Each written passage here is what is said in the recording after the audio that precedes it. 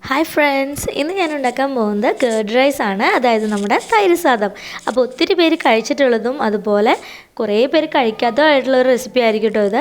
അപ്പോൾ ഇതെങ്ങനെയാണ് ഉണ്ടാക്കിയെടുക്കുന്നതെന്ന് നോക്കിയാലോ. അതിനായിട്ട് ഞാനിവിടെ ഒരു ബൗളിലേക്ക് 1/2 കപ്പ് പച്ചരിയാണ് ഇട്ട് കൊടുക്കുന്നത്.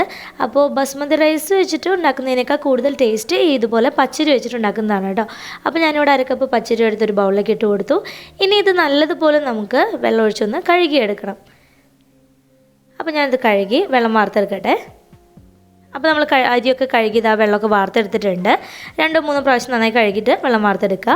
അതിനുശേഷം ഒരു കുക്കറിലോട്ട് നമ്മൾ കഴുകി വൃത്തിയാക്കി വെച്ചിട്ടുള്ള പച്ചരി മുഴുവനായിട്ടും ഇട്ട് കൊടുക്കാം.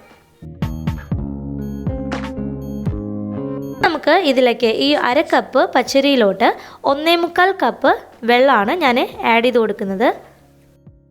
അതിനുശേഷം അതിലേക്ക് നമുക്ക് ആവശ്യത്തിന് ഉപ്പിട്ട് കൊടുക്കാം. ഇപ്പം ഞാൻ ലേശം ഉപ്പ് ഇപ്പോൾ ചേർത്ത് കൊടുക്കുന്നുള്ളൂ. അങ്ങനെ ഉപ്പ് ചേർത്ത് കൊടുത്തിട്ട് നമുക്കിതൊരു 6 വിസിൽ വരുന്നത് വരെ വേവിച്ചെടുക്കാം.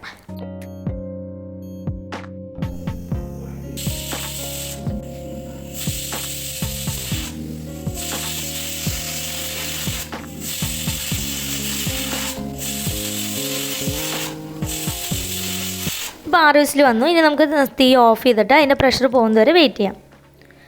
പ്രഷർ പോയതിന് ശേഷം നമുക്ക് കുക്കർ ഓപ്പൺ ചെയ്തിട്ട് നോക്കാം കേട്ടോ. അപ്പോൾ നമ്മുടെ റൈസെല്ലാം നന്നായിട്ട് കുക്കായി വന്നിട്ടുണ്ട്. ഇനി ഒരു കയ്യിൽ വെച്ചിട്ട് നല്ലതുപോലെ അതൊന്ന് ഉടച്ചു കൊടുക്കുക. അതിനുശേഷം അതൊരു ബൗളിലേക്ക് ഇട്ടിട്ട് അതിൻ്റെ ചൂടൊന്ന് ആറുന്നത് വരെ വെയിറ്റ് ചെയ്യണം.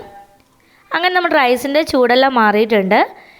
ചൂടാറിയതിന് ശേഷം മാത്രമേ നമ്മൾ അതിലോട്ട് തൈര് ചേർത്തേക്കാൻ പാടുള്ളൂ കേട്ടോ. അല്ലാന്നുണ്ടെങ്കിൽ അതിങ്ങനെ പിരിഞ്ഞ പോലെ ഇരിക്കും. അപ്പോൾ കട്ട തൈര് വേണം നമ്മൾ അതിലേക്ക് ചേർത്ത് കൊടുക്കാൻ. ഞാനിവിടെ 1/2 കപ്പ് കട്ടത്തൈര് ചേർത്ത് കൊടുത്തു. പിന്നെ അതിലേക്ക് ആവശ്യത്തിന് ഉപ്പ് ചേർത്ത് കൊടുക്കണം.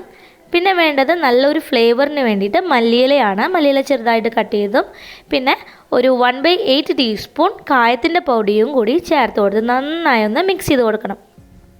അപ്പോൾ കണ്ടില്ലേ, നല്ലതുപോലെ ഉടച്ചെടുക്കണം കേട്ടോ. നന്നായിട്ട് കുക്കായതുകൊണ്ട് തന്നെ നന്നായി നമ്മുടെ റൈസ് ഉടഞ്ഞു കിട്ടും. അതിനുശേഷം അതെല്ലാം മിക്സ് ചെയ്തതിന് ശേഷം നമ്മൾ അതിലോട്ട് ചേർത്ത് കൊടുക്കുന്ന ഒരു ഇൻഗ്രീഡിയൻ്റ് എന്ന് പറയുന്നത് മിൽക്കാണ്. അപ്പോൾ മിൽക്ക് ഞാൻ ഓൾറെഡി തിളപ്പിച്ചിട്ട് ചൂടാറ്റി വെച്ചിട്ടുണ്ടായിരുന്നതാണ്. ഇനി 1/2 കപ്പ് പാൽ കൂടി നമുക്ക് അതിലോട്ട് കേർഡ് റൈസിലോട്ട് ചേർത്ത് മിക്സ് ചെയ്ത് കൊടുക്കാം. ഇനി ഒരു പാനിലോട്ട് കുറച്ച് നല്ലെണ്ണ ഒഴിച്ചു കൊടുക്കാം. നല്ലെണ്ണ നന്നായി ചൂടായി വരുന്ന സമയത്ത് അതിലോട്ട് ഒരു ചെറിയ പീസ് ഇഞ്ചി വളരെ ചെറിയതായിട്ട് ഫൈനായിട്ട് അരിഞ്ഞതും ഒരു 3-4 പച്ചമുളക് ചെറുതായി കട്ട് ചെയ്തും ഇട്ട് കൊടുത്ത് നന്നായി ഒന്ന് മുരിച്ചെടുക്കണം. അപ്പോൾ ഇഞ്ചി ഒത്തിരി കൂടേണ്ട ആവശ്യമില്ല കേട്ടോ. പിന്നെ എരിവ് ഇഷ്ടമുള്ളവരാണെന്നുണ്ടെങ്കിൽ 4-5 പച്ചമുളക് ചേർത്ത് കൊടുക്കാം. പിന്നെ ഇതെല്ലാം ഒന്ന് മൂത്ത് വരുന്ന സമയത്ത് അതിലോട്ട് കുറച്ച് കാഷ്യൂ നട്ടും അതുപോലെ കുറച്ച് ചെറിയൊരു മധുരത്തിനായിട്ട് ഉണക്കമുന്തിരിയും ചേർത്ത് നന്നായി ഒന്ന് മൂപ്പിച്ചെടുക്കണം. അതെല്ലാം മൂത്ത് വരുമ്പോൾ ഒരു ബൗളിലാക്കി മാറ്റി വയ്ക്കുക. എന്നിട്ട് ആ സെയിം പാനിലെ എണ്ണയിലേക്ക് തന്നെ കുറച്ച് കടുക് ഇട്ട് കൊടുക്കാം. കടുക് നന്നായിട്ട് പൊട്ടി വരുന്ന സമയത്ത് അതിലേക്ക് കുറച്ച് ഉഴുന്ന് കൂടി ഇട്ട് കൊടുക്കണം. ഉഴുന്നിൻ്റെ കളറ് ചേഞ്ച് ആവുന്നത് വരെ അത് ഇളക്കി കൊടുത്ത് ചൂടാക്കിയെടുക്കാം. ഇപ്പോൾ ഉഴുന്നിൻ്റെ കളറൊക്കെ ചേഞ്ചായി വന്നിട്ടുണ്ട്. ഇനി അതിലേക്ക് നമ്മൾ ചേർത്ത് കൊടുക്കുന്നത് കറിവേപ്പിലയാണ്. അപ്പോൾ കറിവേപ്പില നമ്മൾ അതിലേക്ക് ഇട്ട് കൊടുത്തു.